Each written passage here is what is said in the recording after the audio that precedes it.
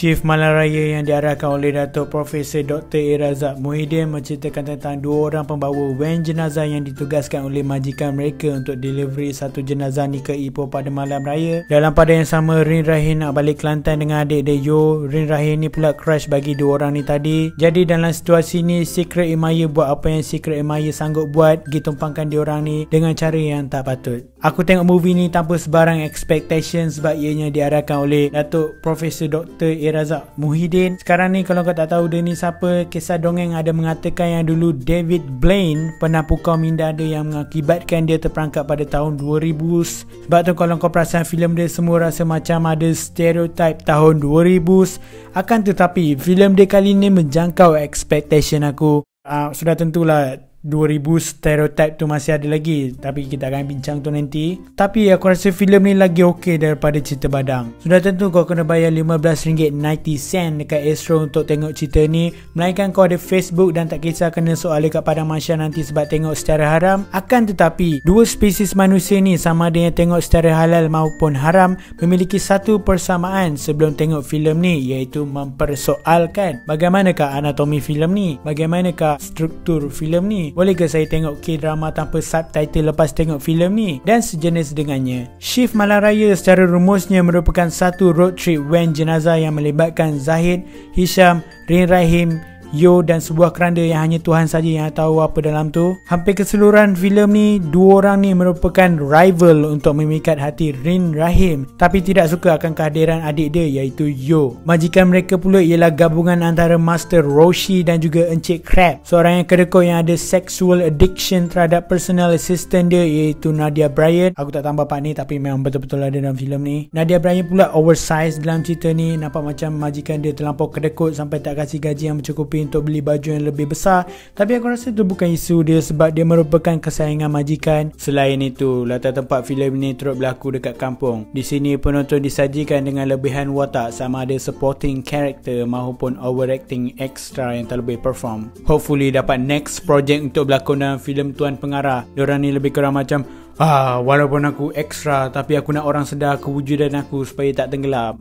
Weh, sini weh, tengok aku, weh. Lebihan karakter ni merupakan orang kampung yang sedang bersedia untuk menyambut hari raya, tapi pada masa yang sama sedang diganggu oleh pocong. Tapi jangan risau sebab casting director menjadi penyelamat dengan mengoverpopulasikan pelakon dalam cerita ni supaya mereka beramai-ramai boleh menghalang takdir pocong untuk mengganggu persiapan hari raya di kampung tersebut. Dan sudah semestinya penonton akan disajikan dengan Syahmi Sazli dan Asif yang berperanan untuk menyenangkan lagi kerja Department Marketing. Ianya merupakan road trip yang okey, walaupun kau akan dapat satu je paranormal activity time road trip tu oleh Ponti Bunichong. Aku rasa makeup department dia buat kerja yang bagus dan aku lega babak ni dia tak taruh dekat deleted scene. Makeup dia boleh tahan lah, dia punya real nampak macam makeup yang kau boleh tengok dekat dark web. Aku boleh kata yang Rin Rahim merupakan the best part dalam cerita ni. Aku suka penulisan watak dia, kecuali time ending aku rasa memang malas gila. Dia ni bukan klise bimbo yang kau boleh tengok dekat mana-mana stesen TV. Chemistry dia dengan Yo Pari memang nampak natural. Ada satu babak ni memang emotional gila sebab cara pembawakan Mira time tengah beremosi memang harus dipuji. Aku tak kisahlah kalau emo ke real tears, aku tak kisah, asalkan cara pembawakan tu yang harus dipuji. Tidak dapat dinafikan lagi bahawa filem ni memiliki nilai hiburannya yang tersendiri. Kau dapat tengok lawak dari kumpulan Zero, kau dapat tengok lawak dari Saipul Apek, kau dapat tengok lawak dari Syahmi Sazli and the gang, dan yang paling penting sekali, kau dapat lawak dari Tuan Pengarah dan juga penulis skrip sebab buat filem ni. Ianya amat menghiburkan malam raya anda. Ada beberapa camera movement yang aku suka dalam ni. Aku rasa color grading dia okey dan tip top. Akan tetapi sound quality dia macam audio yang kau boleh dengar dekat 911 What's Your Emergency compilation. Memang teruk dan bingit. Bunyi dia lebih kurang macam ni hampir keseluruhan filem, dan juga unsur 2000-an stereotype yang dipaparkan dengan sound effect komedi yang patutnya dah lama pupus. Contohnya macam toing semua tu. Alah, macam zaman Mami Jarum tu. Apa-apa pun beliau merupakan seorang profesor yang disegani. Jadi mungkin selepas saintis gagal menyelamatkan burung Rio dan Dudu serta dinosaur dari kepupusan, beliau mungkin berikrar untuk menyelamatkan stereotype komedi sound effect 2000-an dari kepupusan. Respect. Filem ni langsung tak kasih sebab kenapa penonton kena kisah pasal jenazah yang sedang dihantar, yang membuatkan penonton tak ada rasa any connection dengan si mati. Tengok kat bahagian belakang van jenazah tu, apa yang kau kisah cuma Yo Pare je. Oh, tengoklah sebelah Yo Pare tu ada prop keranda. Ada ke orang dalam tu?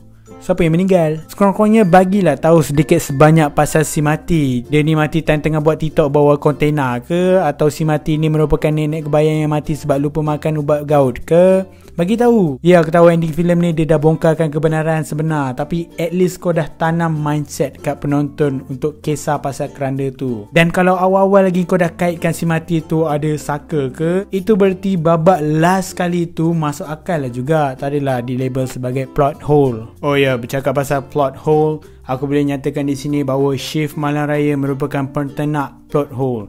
Spesies-spesies plot hole yang kau boleh jumpa dalam cerita ni adalah seperti berikut. Yang tak logiknya bila nenek kebayang kena salam dengan arwah padahal dalam van tak ada mayat pun. Paling park sekali bila dia kata dekat hutan tapi kau boleh nampak kereta lalu belakang tu.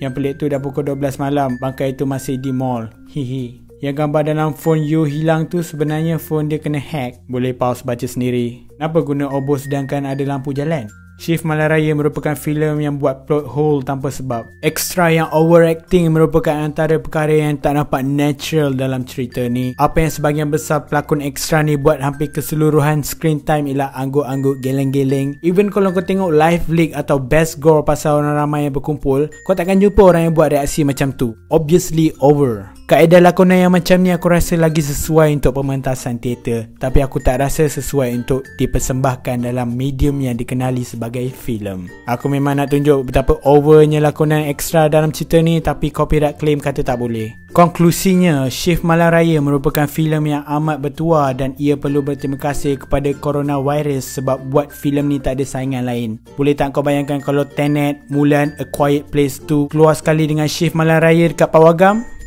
Exactly. Adakah aku terhibur tengok filem ni? Ya. Adakah RM15.90 tu berbaloi untuk filem ni?